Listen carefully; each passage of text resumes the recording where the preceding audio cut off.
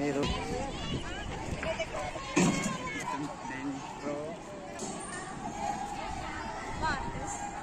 తీసుకెళ్ళు బేట.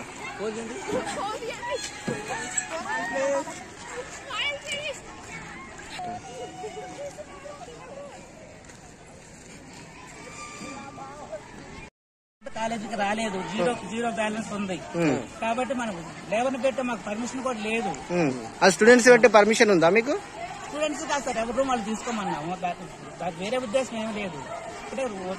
అవును సార్, స్టూడెంట్స్ తోని మోపియొచ్చా? మీకు తెలియదా స్టూడెంట్స్ తోని పని చేపియాలని? వాళ్ళ రూమ్ వాళ్ళు క్లీన్ చేసుకుంటారు. వాళ్ళ రూమ్ అంటే పక్క రూమ్ ఉంటే క్లీన్ చేసుకుంటారు సార్. 1/2 కిలోమీటర్ ఉంది, 1/2 కిలోమీటర్ అంటే మళ్ళీ సెకండ్ ఫ్లోర్ వరకు తీసుకెళ్తారు వాళ్ళు. మార్చుకుంటే ప్రాబ్లం ఉండదు సార్. అంటే ఇప్పుడు ఇక్కడ అటెండర్స్ లేరా సార్? ఇక్కడ ఒక్కడే అటెండర్, ఇంకా ఇద్దరు ఎవరు ఉన్నారని అసిస్టెంట్లు వాళ్ళు వర్క్ ఎగ్జామ్ వర్క్ చేస్తున్నారు.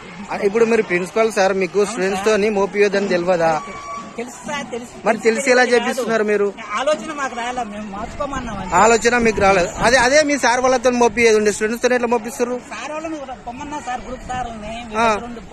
అవును సార్, అదే అటెండెన్స్ లేకపోతే టీచర్స్ తో మోపియాలి, స్టూడెంట్స్ తో ఎట్లా మోపిస్తారు మీరు? లెక్చరర్స్ ఉన్నారు సార్, 6 ఉండండి. కాబట్టి అది ఇప్పుడే నేను తీసుకోండి సార్. పిల్లలతోని మీరు మోయించొచ్చా?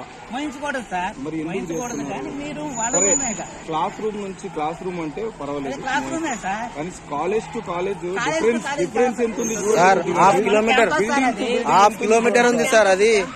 బిల్డింగ్